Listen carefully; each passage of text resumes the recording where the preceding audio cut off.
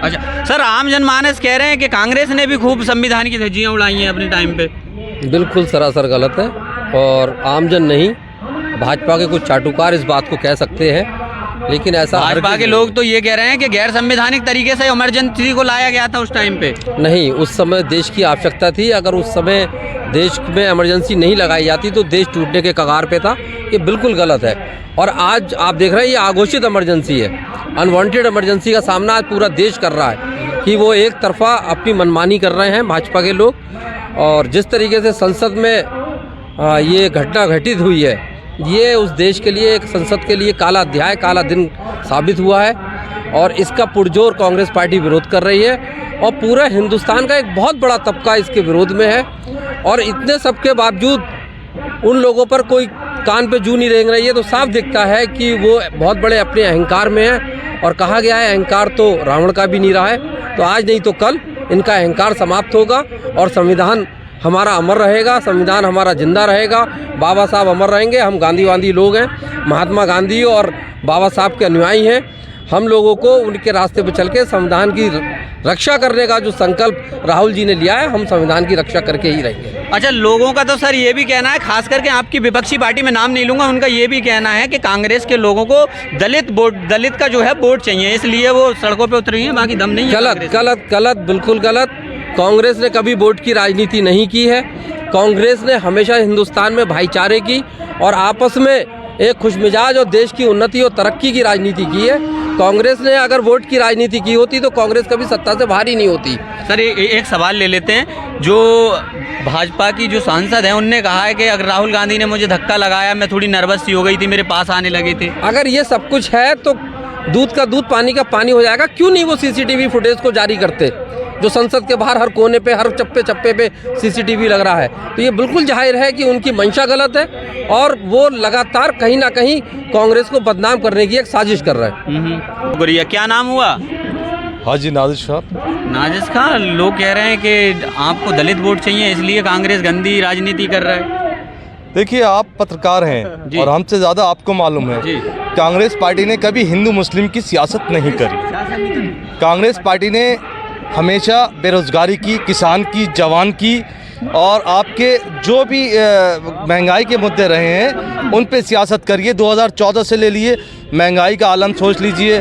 और जहां भेल भेज दो, रेल भेज दो, अगर जो सच बोले उसको जेल भेज दो, जो सच बोलता है, जो महंगाई के खिलाफ आवाज़ उठाता है, उसको जेल भेज दिया जाता है। भारतीय जनता पार्टी के लोग कह रहे हैं वो करप्ट ही हैं जो लोग जेल में गए। मैं आपको एक बात बता दूं कि लश्कर भी तुम्हारा है और सरदार भी तुम्हारा है। तुम झूठ को सच लिख दो, अखबार भी तुम्हारा है। और आज के फरियादी जाएं तो जाएं कहाँ, सरकार भी तुम्हारी है और दरबार भी तुम्हारा है। आप कुछ भी लिख सकते हैं क्योंकि सरकार भी आपकी है, दरबार भी आपका है, अखबार भी आपका है। आप झूठ को सच भी लिख सकते हैं। और आप खुद ही देख रहे हैं देश की क्या गतिविधियाँ हो रही हैं। 350 रुपये का सिलेंडर सन 2014 से पहले कांग्रेस की सरकार में, आज 2024 में उसका रेट 1000 रुपये है। कांग्रेस पार्टी ने जो सिलेंडर 350 रुपये को छोड़ा था, पेट्रोल का रेट ले लिए जो 60 रुपये को छोड़ा था, आज जो 100 रुपये का है। और जहां जब जागरूक होते हैं लोग तो उनको हिंदू मुस्लिम में भटका दिया जाता है। तो मैं कहना चाहूँगा इस बात के लिए कि हिंदू से नफरत कुरान नहीं सिखाता और भारत में मस्जिद तोड़ो जय श्री राम नहीं सिखाता। रोटी का कोई मजहब नहीं होता, पानी की कोई जात नहीं होती। जहाँ इंसानियत जिंदा हो वहाँ धर्म की बात नहीं होती। हिंदू कहता है हिंदू खतरे में है, मुसलमान कहता है मुसलमान खतरे में है। ज़रा धर्म का चश्मा उतार कर देखो मेरे भाइयों, हिंदुस्तान खतरे में है। अच्छा, बहुत खूब। आपको क्या लग रहा है सर, जिस तरीके से बाबा साहब अम्बेडकर के बयान आया, बहुत गलत। अमित शाह जी ने कहा कि अम्बेडकर अम्बेडकर अम्बेडकर, इतनी बार अगर ईश्वर का नाम लोगे, अल्लाह का नाम लोगे तो स्वर्ग मिल जाएगा 7 जन्मों के लिए। तो आप अम्बेडकर को छोड़ के नाम लेने लगी, स्वर्ग के चक्कर में नहीं पड़ना है आपको। ऐसा है, अपनी ये बीजेपी पार्टी अपनी नाकामी छुपाने के लिए ये ऐसे मुद्दे लाती है कि उसमें जो है पब्लिक भड़के और हिंदू मुस्लिम विवाद हो। और उन्होंने बाबा जी का जो नाम लिया है, अमित शाह जी को खुद चाहिए, कोई ज़ोर ज़बरदस्ती नहीं कि वो खुद पार्लियामेंट में, लोकसभा में माफ़ी मांगे क्योंकि अंबेडकर जी को, बाबा जी को पूजा जाता है। अमित शाह ने तो बयान दिया है सर कि ऐसा मेरा कोई औचित्य था ही नहीं कहने का।